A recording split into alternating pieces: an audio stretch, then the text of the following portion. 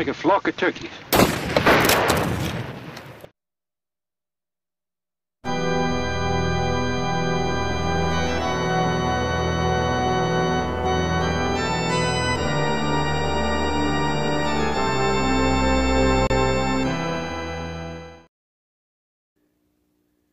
Hello everybody out there, it's Ethan here with 11 Bang Bang, and today I'm going to show you a rifle that's very near and dear to my heart.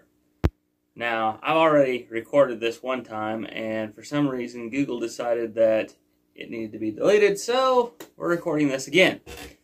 But anyhow, so you'll see there's a lot of stuff out here. We got books, bullets, guns, you know, a lot of stuff out here, and this all kind of plays together, I promise, but today, the main focus of our discussion is this very beautiful U.S. caliber 30 model of 1917, what I like to refer to as the American Enfield or the 1917 Enfield. This is a very gorgeous rifle. I really love the design. I'm just going to give you a quick backstory of my history with this rifle. I first heard of this rifle from this book right here, The Complete Guide to Gunsmithing by Charles Edward Chappell.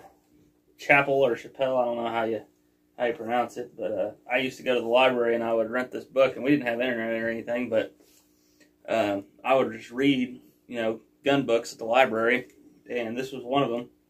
And I had a Lee Enfield I bought whenever I was a little younger, and I really liked that rifle. But I did realize that 303 was not 30-06, and it was a British rifle, and I got made fun of a lot by my brothers for, oh, your little redcoat rifle.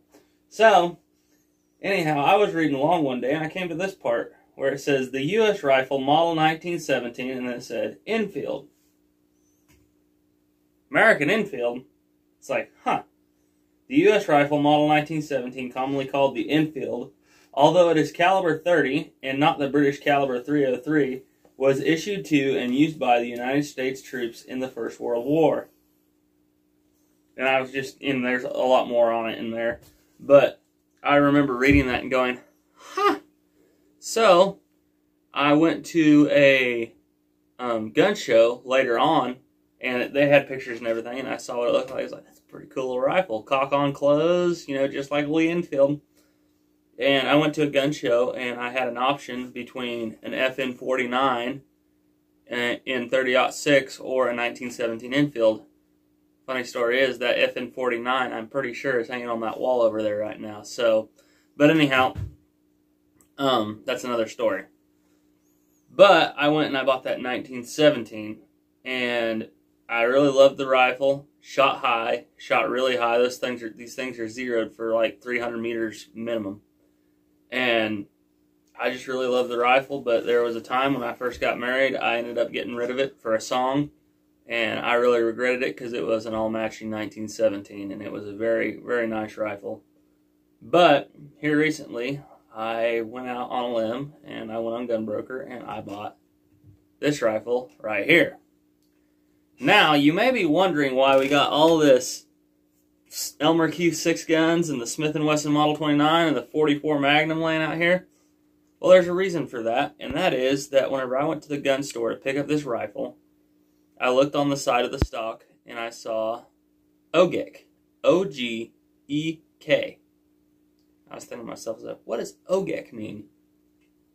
Well, I went and I looked it up on the internet, and my suspicions were confirmed.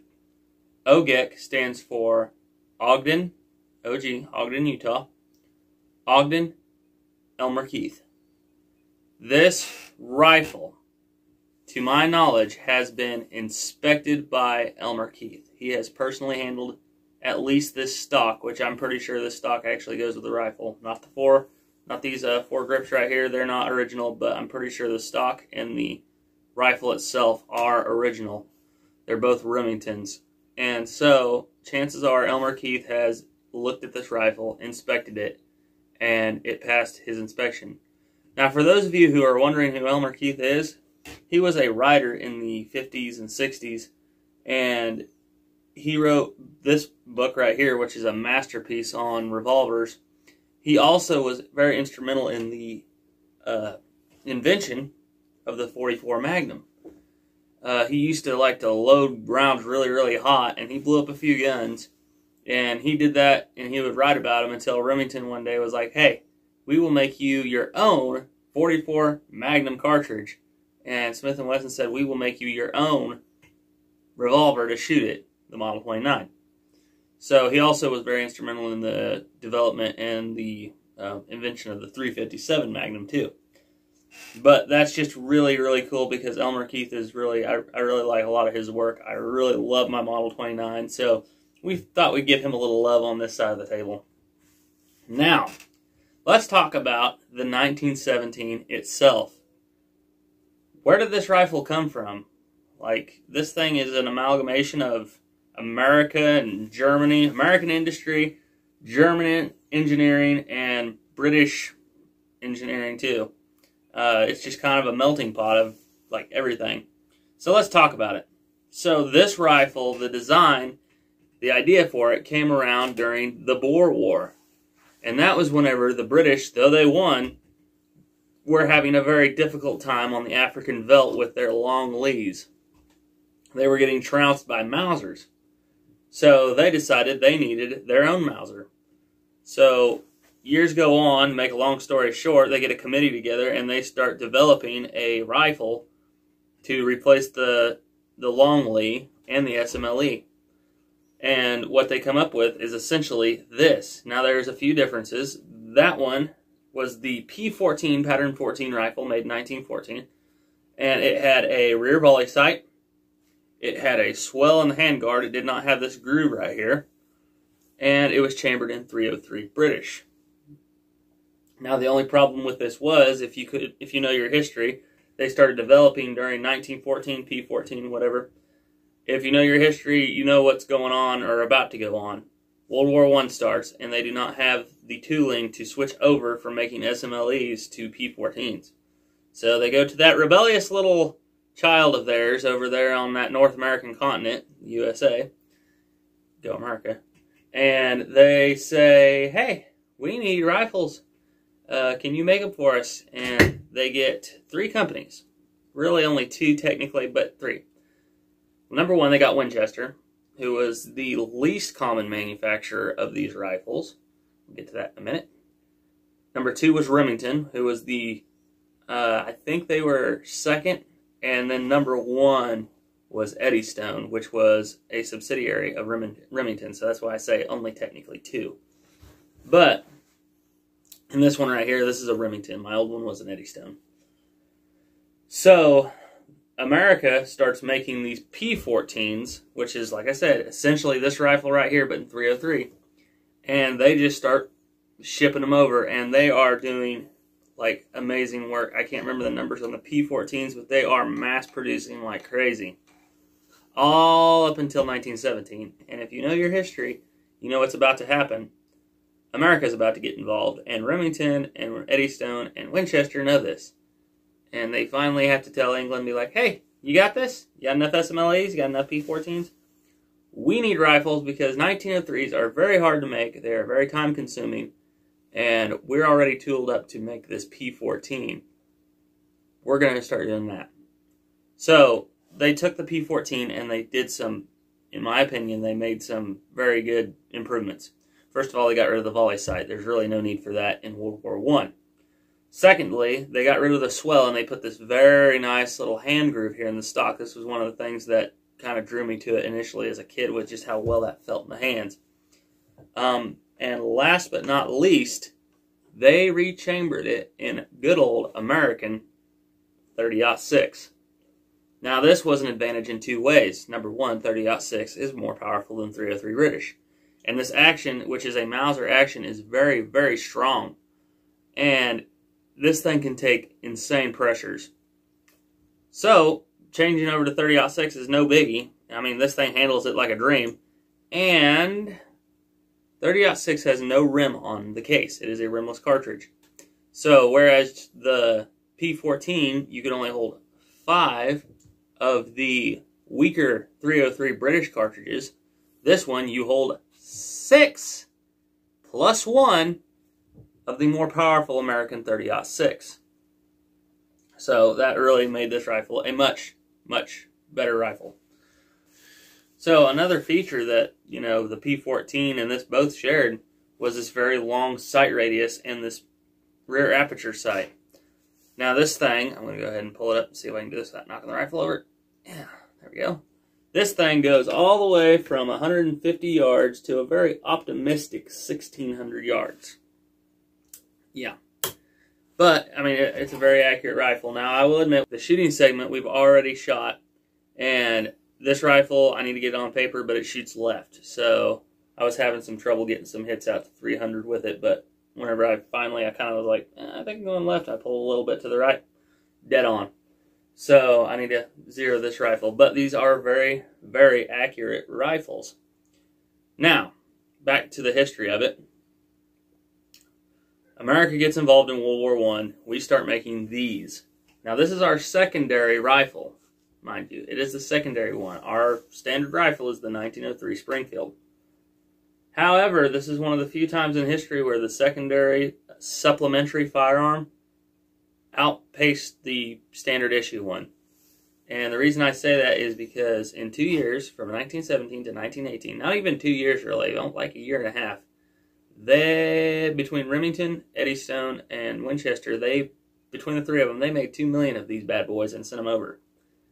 And they just outpaced the 1903. This one right here was made in April of 1918. So the chances of it being in World War I and seeing action are very, very high. Now, they issued these out to a lot of guys, and there was one guy in particular who we've got covered on that side of the table who carried one of these. Now, there's a lot of debate for a long time on what Alvin York carried in World War I at Hill 223. I'm here to tell you he carried a 1917 Enfield. According to his son, he carried a 1903 Springfield. According to the editor, not the author of that book, because Alvin York himself is the author of this book right here, Sergeant York and the Great War. It's his diary. But the editor, who puts in his side notes, said it was an SMLE. The evidence that's been brought up here lately of people who went and investigated Hill 223 strongly suggests he carried a 1917 Enfield.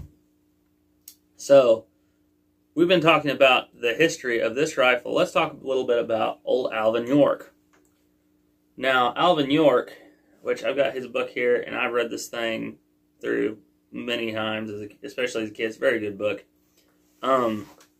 He talks about, and I'll just pull this book out here and I'll read you the part where he actually talks about this. See if I can find it here.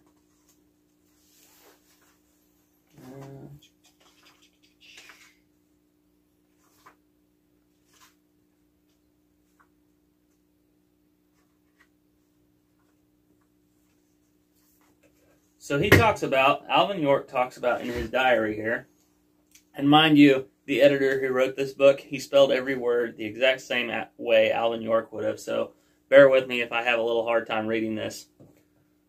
So Alvin York writes, on May 21st, 1918, anxious to get to France. Le Havre, I have no clue how you pronounce that, I'm not French. France. So we got to France at Le Havre, or whatever you say, however you say it, where we turned in our guns and got British guns. Here's where the editor says Americans were issued 303 Enfields in order to keep ammunition uniform. However, that is the editor, that is not Alvin York who says that. This is back to Alvin York. We crossed the English Channel on the HMS Viper. It was more like a bucking mule than a boat. We were only on it for a few hours, but that was a plenty. Long before we landed, I didn't care whether we stayed up or went down, whether we got there or didn't get there. I didn't care about anything. I was kinder miserable. I missed the mountains of Tennessee more than ever. We spent our first night in France in a little camp outside of Le Havre. We had to turn in our guns and get British guns. This was commonly referred to by American troops as the British gun. I had taken the liking to mine by this time, and I had taken it apart and cleaned it up so often that I had learned every piece and could almost put it back together with my eyes shut. The Greeks and Italians and Jews and Poles were improving. They had stayed continuously on the rifle range for a month or two and got so they could do some shooting. They were fairly good pals, too, but I missed the mountain boys. I was the only mountaineer in the company, and I was the largest in our platoon. So, thank you for bearing with my terrible reading skills. But Alvin York, May 21st, 1918, was issued one of these rifles. He went and he did something pretty extraordinary at the time. He went and took Hill 223. Now, for those of you who haven't watched it, I would strongly suggest going and watching Gary Cooper's Sergeant York movie. It's a really good movie. Actually does a pretty accurate representation of what happened at Hill 223. But this is what he used, and I'll just give you a short little story of what happened at Hill 223. Alvin York's unit was supposed to get up out of their trenches on October 8th, charge across no man's land under barrage of artillery fire, their friendly fire, smoke screens, all that, so the Germans could not see them. German machine guns couldn't hit them. They were going to charge across there, get behind German lines, take the German defensive line in the war, whatever, good stuff. So what ended up happening was they did not get their artillery support. I'm not sure why. They did not get their smoke screen. They didn't get anything. It was a nice, clear, sunny day. And their leadership was like, yeah, let's go anyway. So they got up out of their trenches and slowly walked into the German machine gun fire, where Alvin York's unit got chopped to pieces by the machine guns on Hill 223. They ended up getting behind the enemy line, and where they took heavy fire from, well, once they got behind enemy lines, they were reported to the German machine gunners in German command that they were back there. The Germans turned their machine guns around and started lighting into Alvin York's group. Alvin York, essentially low-crawled from his point to the machine gun nests and started cleaning them out with good old 1917 Enfield.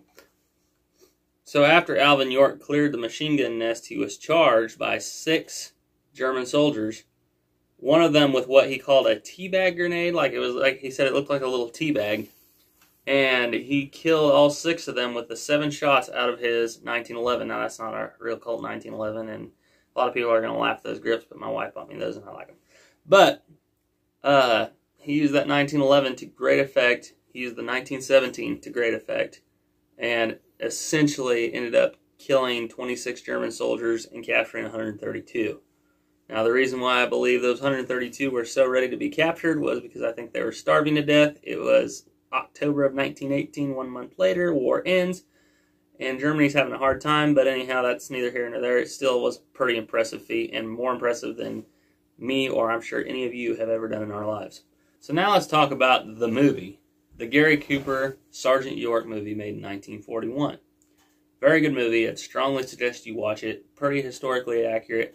I will admit, though, it is kind of propaganda. There are some things that they threw in there just to get the Southern people all get that fire kindled back up to go fight the Germans.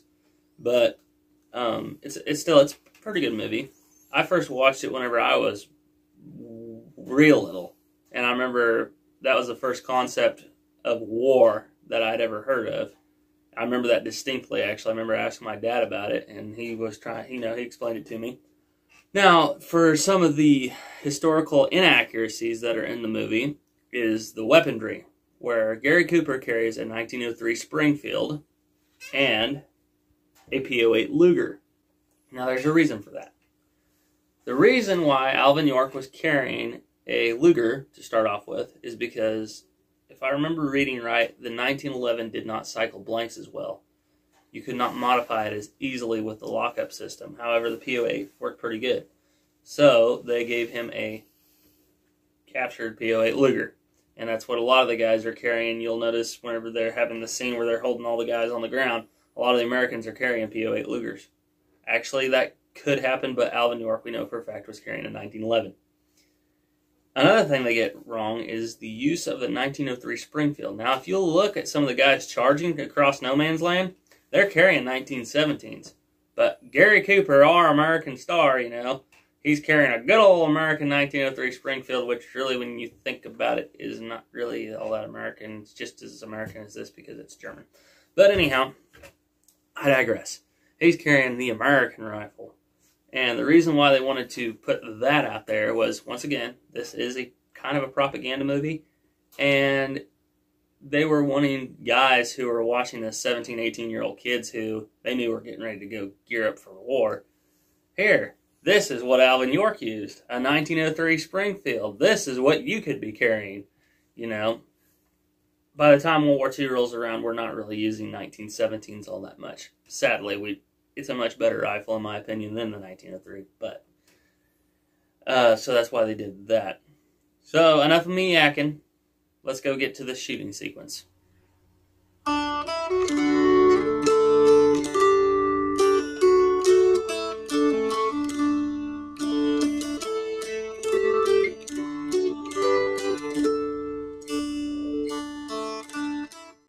Alright, so you may have to bear with the wind and the high line singing, but here we got the 1917 Enfield. Very beautiful rifle. Very nice little rifle. I'm going to show you a few of its features. So this rifle has a last round bolt hold open. See, that bolt hits the follower right there and won't let it go forward unless there's a round in it. So that's kind of a cool little feature. That's one of the features I just want to show you. It's kind of cool. Let's go ahead and load this bad boy up.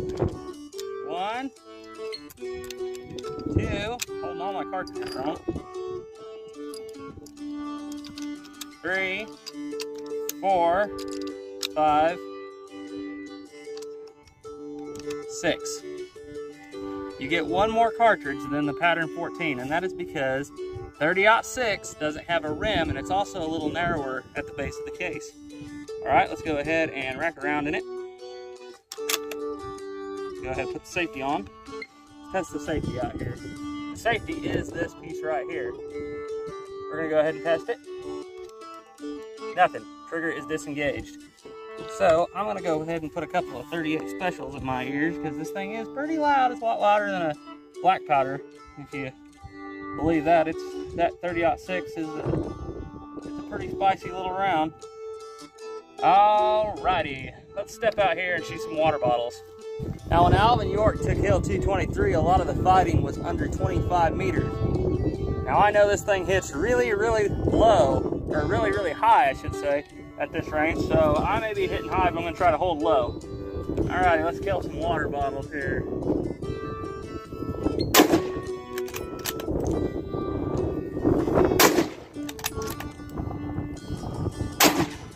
yeah, missed that one.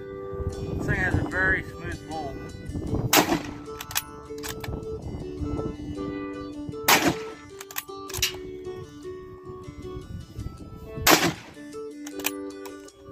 And that's a good thing about having last round bolt hold open. All right, we're gonna take this thing out to some range here and let her stretch her legs. I'm gonna shoot at this 150 out here directly in front of me, and then there's a 300 way over there.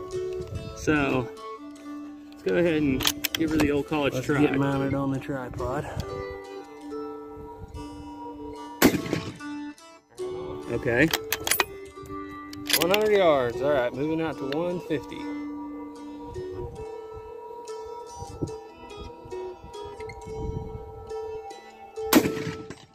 Okay. 150. 300.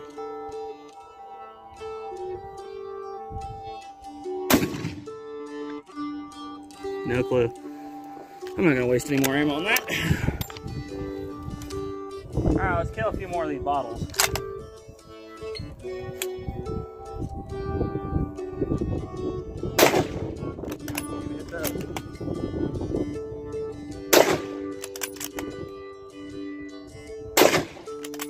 Big one. Oh, you're out. You're out.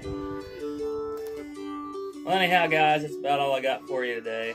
Once again, this is something I could sit and talk about until the cows come home, because this is one of my favorite rifles. This is a rifle which will never be leaving my house, at least not unless I have something to do with it. And yeah, if you get a chance to pick up a 1917, I'd strongly suggest it, because they are pretty cool rifles. So anyhow, until next time, thank you for watching.